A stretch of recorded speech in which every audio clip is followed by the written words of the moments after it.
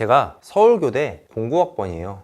제가 서울교대 입학할 때만 하더라도 적어도 서성한 정도는 했어요. 즉 공부 잘하는 애들이 많이 왔어요, 교대에. 자, 그러면 이게 09년이잖아요. 그러면 2025년, 지금은 교대가 어떤 레벨일까요? 지금 정말 슬픈 게 수능 커트라인도 이제 2등급 아래로 떨어졌대요. 서울교대마저. 서울교대가 교대 중에서는 1등이거든요. 근데 더 심각한 건요, 지금 교대의 이탈률이, 이게 중요해요. 이게 엄청 늘어난대요.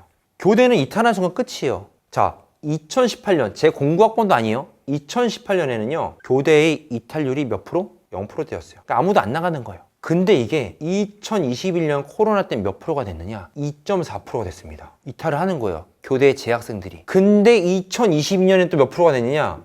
3.2%가 됐어요. 점점 올라가죠. 그리고 2023년부터는 놀랍게도 4% 이상이 나가고 있어요. 도대체 왜 그럴까요? 요즘에 현장에선 이런 말들이 많아요. 예전엔 이상한 아이가 눈에 띄었는데 이제는 바른 애가 한두 명이라 걔네 보고 수업해요. 조금만 지도를 하려고 하면 SNS에 올리겠다고 난립니다. 그래서 아무것도 못하겠어요. 얼마 전 뉴스를 보니까 그런 뉴스가 있었어요. 선생님이 수업을 하는데 학생이 막 핸드폰을 하고 있는 거예요. 그래서 핸드폰 뺏지도 못하고 핸드폰 집어넣어 그러니까 그 아이가 그러는 거예요. 선생님이랑 하지도 않았더라고요. 당신도 핸드폰 있잖아. 당연히 선생님 핸드폰 있어야죠. 그쵸? 근데 아이들이 그런다는 거예요. 이게 정상이냐 비정상이냐를 떠나가지고 선생님과 학생의 관계, 학교 안의 그 분위기, 아이들과 학부모의 태도도 이제는 완전히 바뀌었다는 거예요. 자, 초등교사는 도대체 몇 시에 출근할까요? 보통 8시 20분 전후로 출근합니다. 일반 직장보다 40분 정도 빠르죠?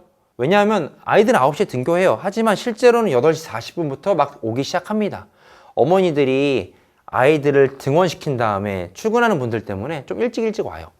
그래서 교사에게 아침에 이 한 40분 정도, 9시까지, 이거는 업무 준비 시간이 아니라 학생들의 맞이 시간이에요. 있다 보면 한 명 오고 있다 보면 한 명 오고 계속 그래요. 자, 그러면 이 학생은 도대체 몇 명일까? 교사 1인당 학생은요, 평균 22명이에요. 2025년 기준. 그리고 보통 1학년은 대략 20명에서 25명입니다. 이 사이로 있어요. 자, 그럼 출근하자마자 이제 아이들 생활지도, 상담, 교실 환경 정리로 하루가 시작됩니다. 즉 이때부터 교사의 타이머는 돌아가기 시작해요. 자, 그러면 공식적으로는 8시 40분부터 이제 4시 40분까지가 일하는 시간이죠. 근데 보면은 왜 7시간이지 생각할 수 있어요. 이 중간에 1시간인 점심이 근무 시간이에요. 이걸 보고 이런 생각도 할 수 있죠. 와, 점심이 근무 시간이라고 완전 꿀빠네, 이럴 수도 있어요. 근데 재밌는 게 많은 선생님들이, 저도 걸렸거든요, 방광염과 소화불량이 걸립니다. 진짜 많은 분들이. 왜 그럴까요? 화장실을 못 가기 때문이에요. 그리고 점심을 못 먹기 때문이에요. 자, 방광염 왜 걸리냐면 화장실을 못 가요. 화장실을 가는 그 찰나의 시간에 일어났을 때 사고가 날 수 있기 때문에 그 소변을 정말 많이 참습니다. 수업 시간에 선생님이 나갈 수가 없잖아요. 수업을 해야 되니까. 그럼 쉬는 시간에 화장실을 가야 되는데 수업 중이 땅 치자마자 아이들은 어떻게 되냐? 서로 간에 얘기하다 보면 싸우고 무엇인가 엎지릅니다.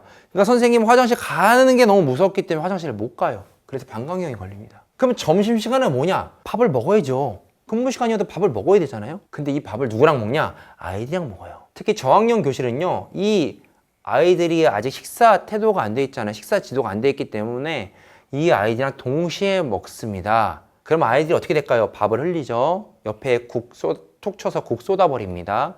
그리고 밥 먹으면서 말을 하니까 막 밥알이 막 튀어나가는 애들도 있고 별 아이가 다 있어요. 그때 선생님은 그 사이를 돌면서 조용히 먹자, 편식하면 안 된다, 자리 바꾸지 마라, 흘린 밥 정리하자, 다 먹고 놀아야지, 이런 거를 수십 번을 반복해요. 그 와중에 누구는 밥을 쏟고 누구는 막 주먹 다짐합니다. 그 사이에서 밥을 먹는 거예요. 제 뇌피셜인가 생각할 수 있겠죠? 근데 2023년 교육부 근무환경 실태조사에서도요, 점심시간에 휴식한다, 그러니까 점심 먹고 휴식하는 거 말씀드리는 거예요. 그 휴식한다고 응답한 교사는요, 전체에서 12.8%였습니다. 저도 실제로 교사하면서 밥 못 먹은 적이 정말 많습니다. 일단 먹어도 소화가 잘 안 돼요. 밥을 한 숟갈 뜨려고 하는데 저기서 애들이 싸워요. 그럼 말려야 되잖아요. 그럼 말리면 막 이렇게 훈계를 하고 지도를 합니다. 그럼 점심시간이 끝나 있어요. 내 밥은 식어 있고요. 그럼 버립니다, 그냥. 못 먹어요. 저 선생님 때 밥 3분 안에 먹었거든요. 밥을 엄청 빨리 입에다 쑤셔 넣습니다. 그리고 나서 애들을 이제 훈계하고 교육하면요, 속이 너무 아파요. 자, 그러면 이제 그래 알았어, 소화불량 알겠어, 그러잖아요. 근데 이제 방광염 가볼게요. 자, 쉬는 시간이 어떤 일이 있었냐, 쉬는 시간에 실제로 어떤 일들이 있냐. 우리가 직장 다닐 때도 커피 타임 너무 즐겁잖아요. 옆에 있는 직장 동료랑 얘기도 하고 때로 뒷담화도 좀 까고 이런단 말이에요. 그럼 시간이 되게 순삭이 되죠. 아이들은 어떨까요? 아이들은 더 심합니다. 10분이나 쉬는 시간 동안에 아이들은 굉장히 바빠요. 내가 여기 10반에 있어도 1반에 있는 내 친구를 만나기 위해서 뛰어다니고요. 1반에 있는 친구도 10반으로 오겠죠. 화장실에서 아이들은 담소를 나누죠. 정신없습니다. 그럼 어떻게 될까? 이 아이들은 그 10분 동안의 종소리를 듣고 쉬고 놀기 위해서 이미 모든 플랜을 세워놨어요. 그러니까 교사에게는 더 긴장되는 순간이에요. 쉬는 시간이. 실제로 쉬는 시간에 긴장됩니다. 이런 것들이 심한 학급은 남자 선생님들이 쉬는 시간에 복도에 나가서 서 있는 분들도 있어요. 아예 당번제처럼. 그러면 교실 간의 다툼도 체크하고 복도에서 넘어지거든요. 애들이. 안전사고 체크하고 상담하고 뭐 보건실 인솔하고 이런 것들이 10분 안에 이루어집니다. 교사 방금 수업 끝났는데. 이것도 제 뇌피셜이라 생각할 수 있으니까 통계를 보면요. 교사 10명 중 7명, 즉 68.4%가 쉬는 시간에 앉아본 적이 없다고 대답했습니다. 그러니까 앉을 시간이 없다는 거예요. 화장실도 당연히 못 가겠죠. 자, 교원 노조의 설문에 따르면요. 근무 중 화장실 참은 적이 있다는 응답이 80% 이상이에요. 근데 이게 진짜 힘든 게요. 이 10분 동안 화장실 참으면요. 그 다음에 또 10분 뒤에 가는 게 아니라 수업 시간이 50분이잖아요. 그럼 이 50분 뒤에 가야 되는 거예요. 그러니까 기약 없는 50분 동안 기다려야 됩니다. 그러니까 실제로 교사들이 이 방광염이 진짜 잘 걸려요. 자, 첫 번째로는 이 출퇴근과 선생님들이 뭐 하고 있는지, 어떤 병에 걸리고 있는지를 말씀드렸어요. 자, 두 번째는 이런 얘기 할 수 있어요. 야, 배부른 소리 하지 마라. 너 직장에서 상사랑 있어봐. 너 상사 옆에 앉는 거 좋아? 애들 데리고 노는 게 뭐가 어려워? 할 수 있습니다. 근데 한번 생각해 볼게요. 여기 보시는 분들 중에서 가끔 연휴에 조카 놀러 오는 분 있을 거예요. 그 조카 뭐 할까요? 집에 어른들이 있음에도 불구하고 집에 장난감 다 부수고 어지르고 뭐 소리 지르고 이런 친구들 꼭 한 명씩 있죠. 근데 학교에는 그런 애들이 20명에서 25명이에요. 그리고 사람은 다 그래요. 혼자일 때는 좀 약해도요. 같이 모이면 어떻게 된다? 시너지가 매우 많이 납니다. 그 상황에서 성인은 나 혼자예요. 근데 이 성인도 모든 무기를 다 뺏겼어요. 애들에게 때리는 건 당연히 안 되죠. 근데 언어도 요즘 폭력이래요. 언어도 조심해야 됩니다. 언어 폭력 조심. 제스처도 폭력이래요. 제스처 조심. 이 상황에서 교육을 해야 돼요. 근데 그러면 안 되겠지만 아이들 중에서 또 이걸 이용하는 아이들도 있어요. 좀 거친 애들은 선생님이 못하는 거 알아요. 그러니까 막 약을 올립니다. 어떠시게요? 때릴 거예요? 막 이런 애들이 진짜로 있어요. 때릴 거예요? 저 신고할 거예요? 막 이래요. 학교 폭력이요? 막 이럽니다. 제가 재밌는 게 제가 09년에 학교에 09년이면 지금부터 벌써 15년 전이잖아요. 지금보다 분위기가 괜찮았을 때였단 말이에요. 제가 이때 교대는 실습이라는 걸 가요. 이게 뭐냐면 진짜 초등학교 가가지고 그 반의 뒤에서 이렇게 참관하는 거예요. 아이들 교육을. 그리고 저도 수업을 합니다. 이걸 우리는 교생 실습이라고 하거든요. 교생. 여러분들 추억에 남을 거예요. 가끔씩 교생 왔다 이런 얘기 하면은 되게 젊은 선생님들이 오잖아요. 이 실습을 했습니다. 근데 저희가 이제 얼마나 눈이 반짝반짝 했겠어요. 다 교사하고 싶어서 왔는데. 근데 저희가 6학년에 들어갔거든요. 근데 그때 이 교생 실습을 담당하시는 부장 선생님이 있었어요. 6학년 전담이었습니다. 6학년. 그래서 제가 물어봤어요. 선생님, 근데 6학년에서 말 안 듣는 애 있으면 어떻게 해요? 라고 물어봤어요. 진짜 순수하게 물어봤죠. 어떻게 지도하는지 그 노하우를 듣고 싶었던 거예요, 저희는. 근데 이 부장 선생님이 말했던 게 아직도 기억에 남는데 너무 충격이어서 아직도 기억에 납니다. 무슨 말씀하셨냐면 6학년 아이들이 이렇게 자기에게 했을 때 집에 있는 아내를 생각하고 아이를 생각하고 담배 한 대 핀대요. 그 말씀을 저한테 하셨어요. 그러니까 어떻게 교육을 하라는 말을 하는 게 아니라 집에 있는 가족을 생각하고 담배 한 대 피면서 그거를 해결한다는 거예요. 얼마나 현실적으로 방법이 없으면 그랬겠습니까? 그게 15년 전이었습니다. 그 대답이 전 되게 충격적이었어요. 자, 여기까지 말했어도 이랬을 수 있어요. 그건 6학년이니까 그런 거지. 우리 귀여운 1학년, 2학년, 막 유치원 나온 애들은 괜찮잖아요 할 수 있어요. 자, 그런데요. 학년이 다운되면 다운될수록 아이들은요. 생활 습관부터 감정 조절까지 전부 다 지도해야 돼요. 저학년으로 가면 갈수록 위에가 수업이라면요. 그러니까 수업과 약간 이런 태도의 문제라면요. 저학년으로 가면 갈수록 생활입니다. 뭐 갑자기 예를 들어서 수업 시간에 막 울거나 싸우거나 심지어 배변 사고도 발생해요. 배변 사고. 그러니까 똥 싼다는 거예요. 오줌 싸거나. 실제로 제가 2학년 담임했을 때 저희 반에서 아이가 똥을 쌌어요. 진짜 똥. 근데 실수할 수 있죠. 아직 아이니까 긴장했고. 학기 초였거든요. 근데 문제는 아이가 똥을 싸고 이제 너무 놀란 나머지 그거를 숨기겠다고 그걸 다 진짜 손으로 막 닦아버린 거예요. 그리고 그걸 가지고 어떻게 했냐? 너무 당황했으니까 그걸 교실 여기저기 묻혀놓은 거예요. 그러니까 그 아이가 똥 싼 거 다 처리했는데 아이가 간 다음에 교실에서 이상한 냄새가 막 나는 거예요. 보니까 똥이 막 여기저기 묻어있던 거예요. 아이가 그 뒷수습 혼자 하겠다고.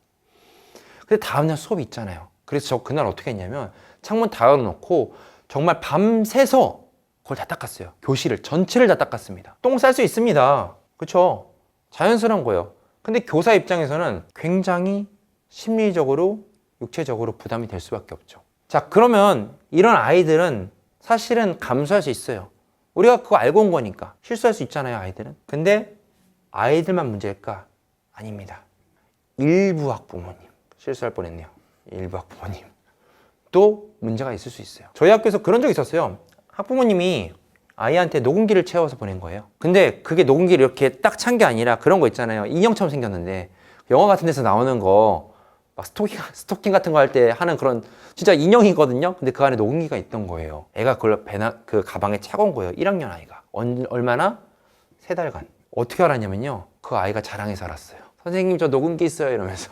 자, 그러면 이제 왜 이렇게 했을까요? 나중에 여쭤보니까 같은 반 애가 때릴까봐, 선생님이 뭐 고함을 지를까봐, 그래서 이렇게 하셨다는 거예요. 동의 없는 녹음은 불법이죠. 이런 일이 있었어요. 근데 이거는 아주 일부의 일입니다. 자세한 얘기를 듣지 않고 학교로 다이렉트로 오는 분들 계세요. 근데 그런 분들을 사실 교사들이 응대하기가 참 어려워요. 자, 그러면 이것들은 내부적인 거죠. 선생님들이 방광염 걸리고 소화불량 걸리고 이 어려운 상황에 아이들 있고 학부모님도 일부 학부모님들 이런 상황이 있어요. 자, 이거는 내부예요. 근데 더 심한 이제 다음 스텝이 있습니다. 이런 내부 업무급에 또 다른 스텝이 있어요. 그건 뭐냐면 바로 학교 업무예요. 학교에서 이런 교실의 일은요, 전체 업무의 실제로 50% 아래예요. 아니 선생님이 수업하는 것 빼고 뭐가 또 있죠? 할 수 있어요.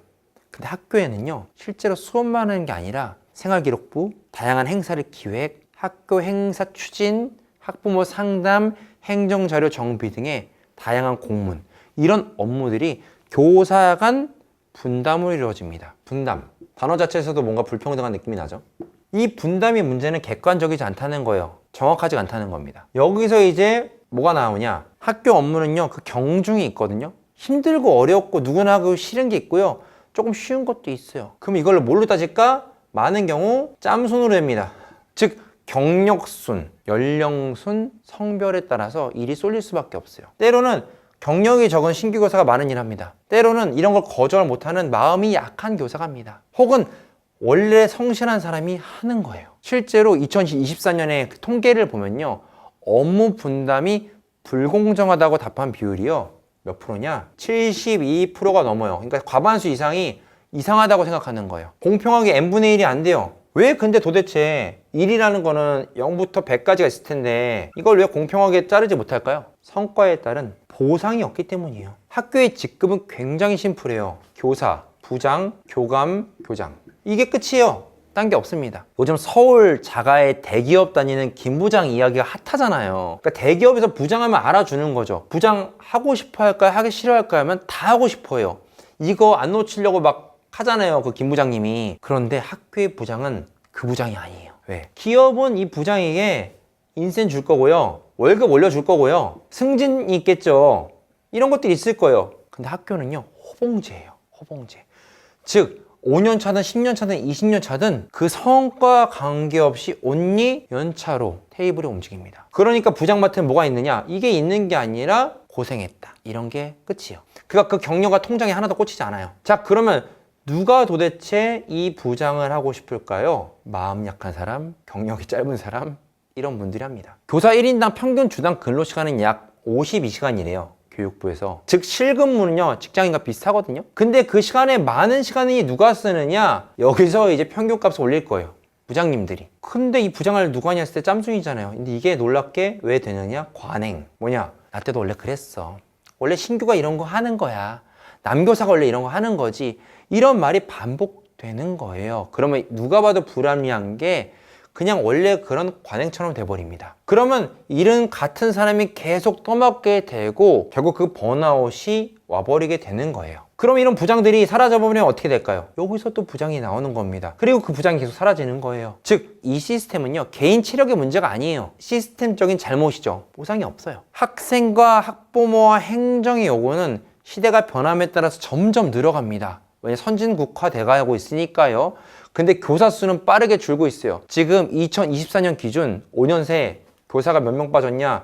6,000명이 빠졌습니다. 그리고 교대에 더 이상 가려고 하지 않아요. 그럼 어떻게 될까요? 좋은 인재가 점점 줄어드는 거예요. 똑똑한 사람들이 빠집니다. 그러면 도대체 누가 아이들을 가르칠까 했을 때 우리가 생각지 못한 그런 퀄리티의 교육을 받을 수도 있어요. 여기까지 들은 분은 그 생각할 수 있어요. 누카렵이라고 하죠. 누가 칼 들고 협박했냐. 네, 맞습니다. 교사 선택한 거예요. 저는 8년 하다 나왔습니다. 그것도 선택이에요. 우려되는 게 뭐냐면 저는 아이가 둘인데 정말로 좋은 선생님이 좋은 환경에서 우리 아이를 가르치기를 원해요. 그래야 우리 아이들도 행복할 테니까. 그러기 때문에 교사를 돈을 많이 벌게 해주자는 것도 아니에요. 그냥 지금의 교사들이 정말 아이들 사랑하는 사람 많거든요. 교사 중에서. 정말 사명감 하나로 버티는 사람 많습니다. 근데 그분들이 더 이상 피로해지지 않았으면 좋겠어요. 더 이상 고통스럽지 않았으면 좋겠습니다. 교실 안에서 교사가 편하지 않다면요, 아이들의 웃음도 사라집니다. 지금 어쩌면 교대 입결이 떨어지고 있고 교대의 재학생들이 자퇴하고 있는 그게 이제 교사의 피로가 한계에 다다랐다는 신호일지도 몰라요. 그렇다고 갑자기 거창한 보상과 제도를 줄 수는 없어요. 현실적으로. 정말 필요한 거, 지금 할 수 있는 건 작은 이해와 배려예요. 정말 사전적인 단어지만 작은 이해와 배려가 필요합니다. 학부모는 교사를 믿고 선생님 감사합니다 라는 표현을 할 수 있어야 되고요. 학생들은 폭언과 폭력이 없더라도 학교에서 선생님 말을 듣고 수업에 임할 수 있어야 돼요. 그리고 교사 내부에서도 함께 일을 할 수 있고 일을 분담하는 문화가 만들어져야 됩니다. 지금 교사를 떠나온 시간보다 교사에 있었던 시간이 더 길어요. 그리고 제 주변 친구들은 아직도 선생님이고요. 그렇기 때문에 교사의 현실을 누구보다 잘한다고 생각을 했고 저희 아이들을 위해서라도 이 지금 교육의 변화가 필요하다고 생각했습니다. 이 영상을 보시는 예비 교사 선생님, 학부모님, 학생 여러분들 서로가 정말 이해하고 인정하고 정말 교실의 분위기를 행복하게 바꾸는 그런 현실이 올 수 있게 함께 도우면 좋겠습니다. 감사합니다.